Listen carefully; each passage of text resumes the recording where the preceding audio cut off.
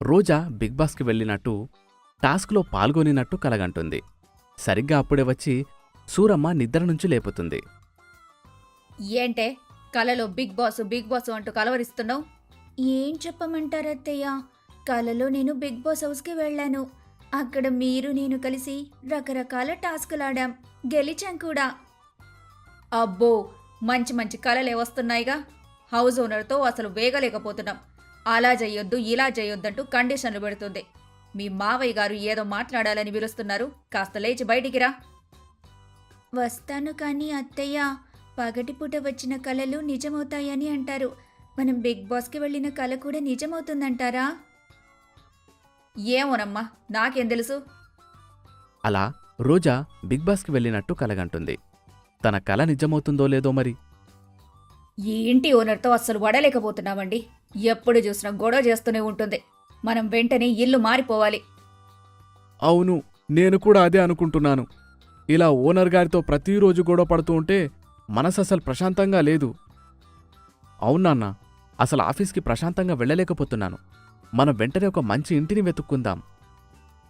ఎక్కడికి వెళ్ళినా ఓనర్లతో గొడవ తప్పదండి.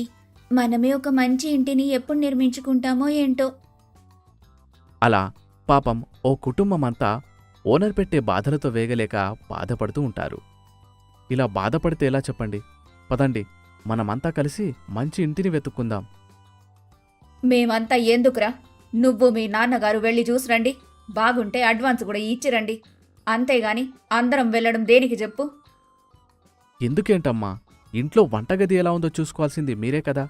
అలాగే నీకు రోజాకి వాస్తు గురించి బాగా తెలుసు కాబట్టి మీరు మాతో రావడం చాలా అవసరం. అలా ఆ కుటుంబమంతా అద్దె ఇంటి వేటని మొదలుపెడతారు. అత్తయ్య, ఎందుకైనా మంచిది కిరాణా కొట్టు ఇంటికి దగ్గరగా ఉండేలా చూసుకుందాం. ఒకవేళ మావయ్య మరియు రఘు ఏదైనా వస్తువు తేవడం మర్చిపోతే మనమే వెళ్ళి తెచ్చుకోవచ్చు కదా. అలాగే ఇల్లు ఆఫీసుకు దగ్గరగా ఉండాలి. నాక్కూడా కాస్త బావుంటుంది కదా. ఏదైనా పార్కుకి దగ్గరగా ఉంటే కూడా మంచిది. ఎంతసేపని ఇంట్లో కూర్చుంటాం? నేను మీ అమ్మగారు కలిసి సాయంత్రం అలా తిరిగి రావచ్చు. అలా అందరూ మాట్లాడుకుంటూ రకరకాల ఇండ్లను చూస్తూ ఉంటారు. ఇంతలో ఒక పెద్ద ఇల్లు కనిపిస్తుంది. ఆ ఇల్లు చాలా విశాలంగా ఉంటుంది. ఈ ఇల్లేదో చాలా పెద్దగా ఉంది, బాగా విశాలంగా కూడా ఉన్నట్టుంది. ఈ ఇంట్లో ఏదైనా పోర్షన్ ఖాళీ ఉందేమో అడుగుదాం.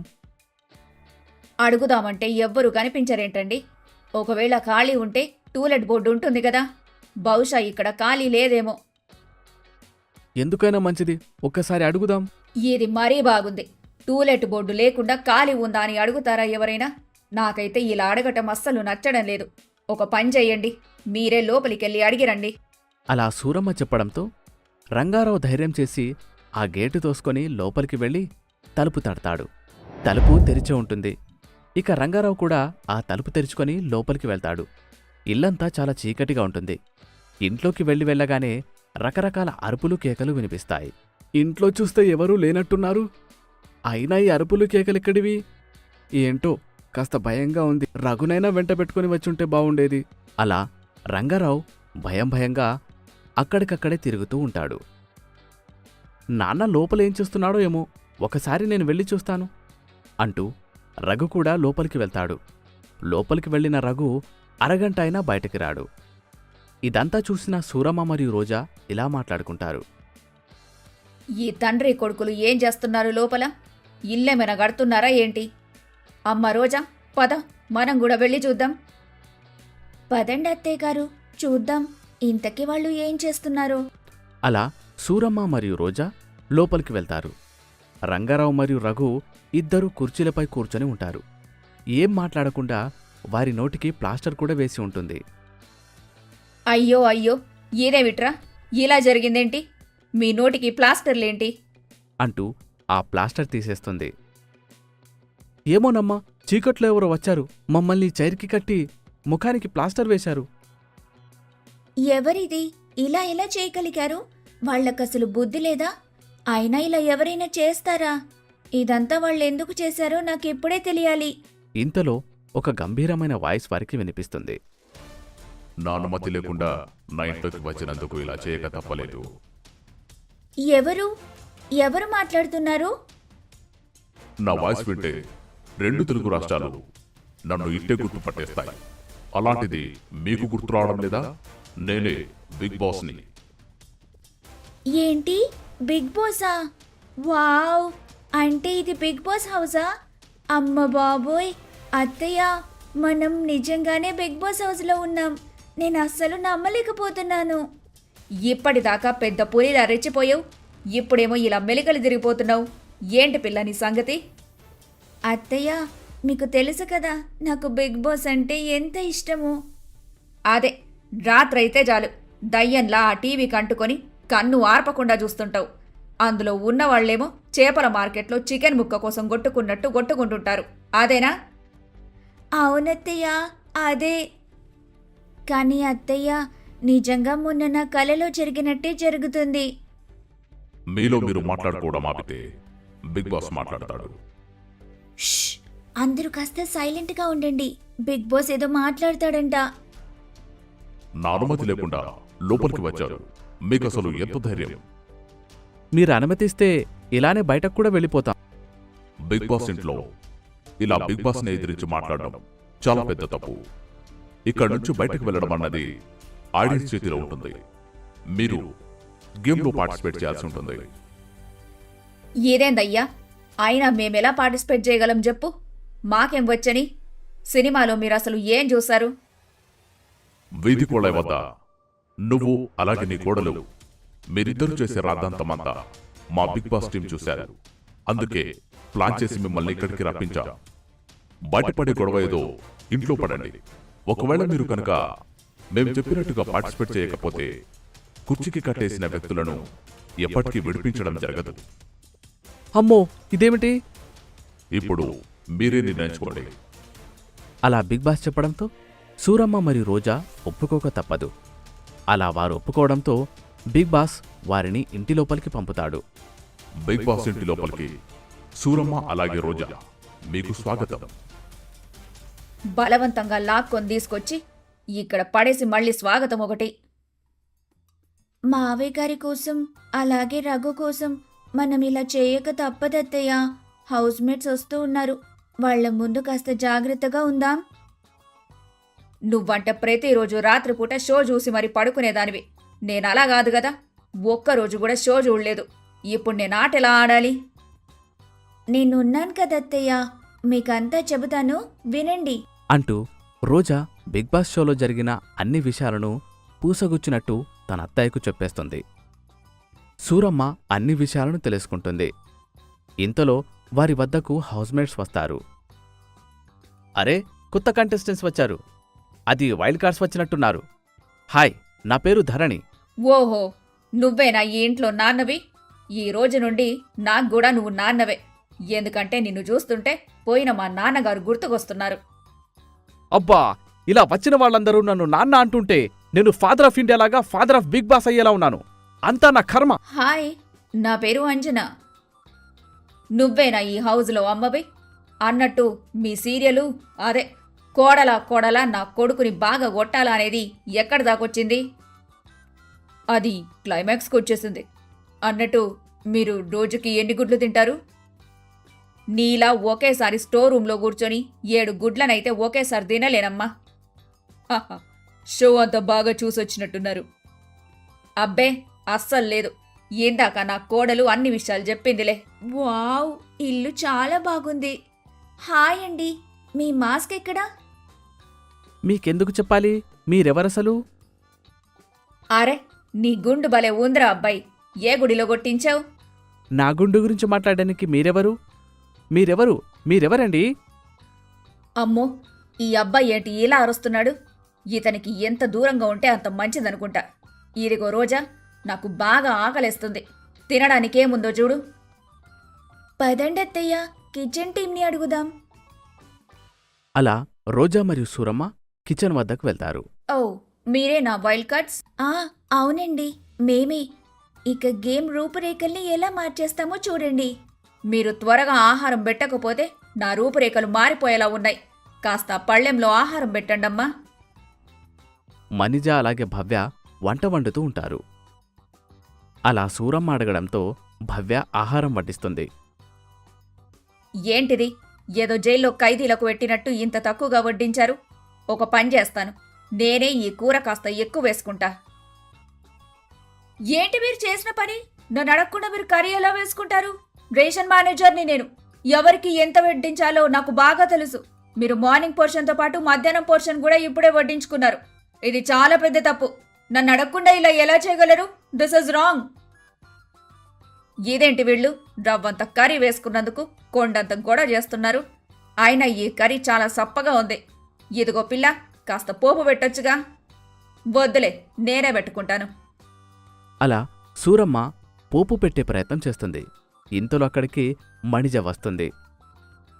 అరే ఏం చేస్తున్నారు మీరు? అసలు కిచెన్ డిపార్ట్మెంట్ నాది. ఎప్పుడు ఏం చేయాలో నాకు బాగా తెలుసు.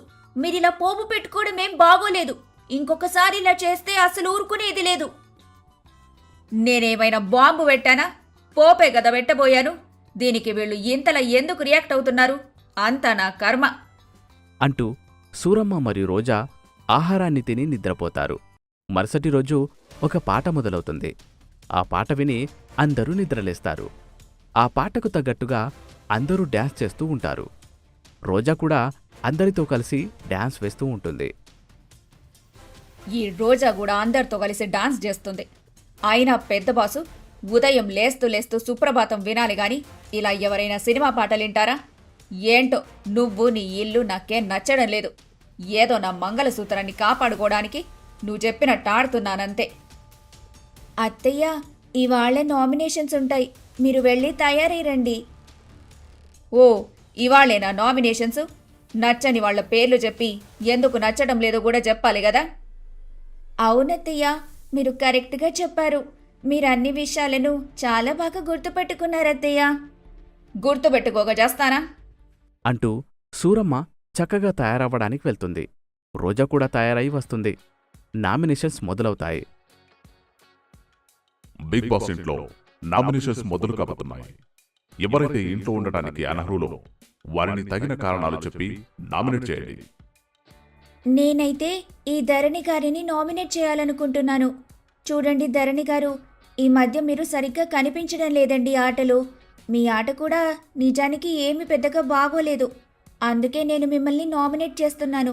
మీరెన్ని మాట్లాడినా నేను మాత్రం మిమ్మల్ని నామినేట్ చేయక మానను. అలా రోజా ధరణిని నామినేట్ చేస్తుంది. ఇక సూరమ్మ ముందుకు వచ్చి ఇలా అంటుంది. నేనేమో ఈ మనీజని నామినేట్ చేయాలనుకుంటున్నా. నిన్న కాస్త పోపు పెట్టుకుంటానంటే నాపై గట్టిగా అరిచేసింది. నాకది అస్సలు నచ్చలేదు. అందుకే నేను మనీజని నామినేట్ చేస్తున్నాను. అలా సూరమ్మ మరియు రోజా నామినేట్ చేస్తారు. వేరే కంటెస్టెంట్లు కూడా సూరమ్మని మరియు రోజాని నామినేట్ చేస్తారు. అలా నామినేషన్స్ కాస్త పూర్తవుతాయి. ముందు ఈ బిగ్ బాస్ గాడిని అనాలి. చక్కగా ఒక ఇంట్లో ఉన్న వాళ్ళకి గొడవ పెట్టేందుకు వీడికి మనసు ఎలా వస్తుందో ఏంటో. ఇది గేమ్ ఫార్మాట్ అత్తయ్య, ఇలాగే జరుగుతుంది. ఏదేమైనా ఇదిగో పెద్ద బాసు, ఇలా చేయడం తప్పు. షో అయిపోయిన వెంటనే నా మాట విని కాశీకి వెళ్ళి గంగలో మునుగు. ఇలా 10 మందికి గొడవలు పెట్టిన పాపం కాస్తైనా పోతుంది నీకు. అంటూ సూరమ్మ బిగ్ బాస్కి చెప్తూ ఉంటుంది. మరికొద్ది సేపట్లో టాస్క్ ప్రారంభం కాబోతోంది. అందరూ సిద్ధంగా ఉండండి. ఫ్లాస్క్లో టీ పంపుతాడా? మంచి పని చేస్తున్నావురా బిగ్ బాసు.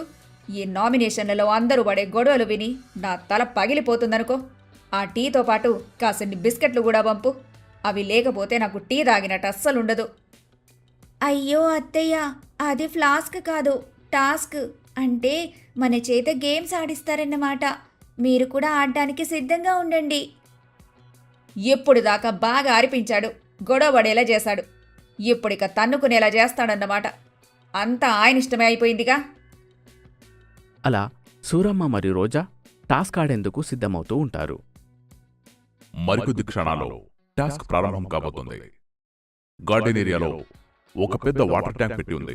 ప్రతి గ్రూపులో 2 కంటెస్టెంట్లు పార్టిసిపేట్ చేయాలి. ఒకరు ట్యాంక్ ఎక్కి అందులో ఉన్న నీటిని బిందెలతో పట్టుకుని తీసుకొని రావాలి. మరొకరు తమ టేబుల్పై ఉన్న బాటిళ్లలో ఆ నీటిని నింపాల్సి ఉంటుంది. ఎవరైతే ఈ టాస్క్ ని ముందుగా కంప్లీట్ చేసి గంట కొడతారో వారే విజేతలవుతారు. గ్రూప్స్ గా ఫామ్ అయ్యి సిద్ధంగా ఉండండి. అలా బిగ్ బాస్ చెప్పడంతో రోజా మరియు సూరమ్మ ఒక జంటగా ఏర్పడతారు. మిగిలిన వాళ్ళు కూడా గ్రూప్స్గా ఫామ్ అవుతారు. పోటీ మొదలవుతుంది.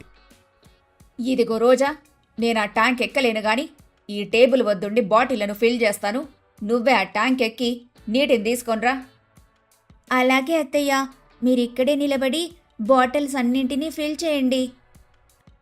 అలా సూరమ్మ చెప్పడంతో రోజా ట్యాంక్ వద్దకు వెళ్ళి నీటిని తెస్తూ ఉంటుంది.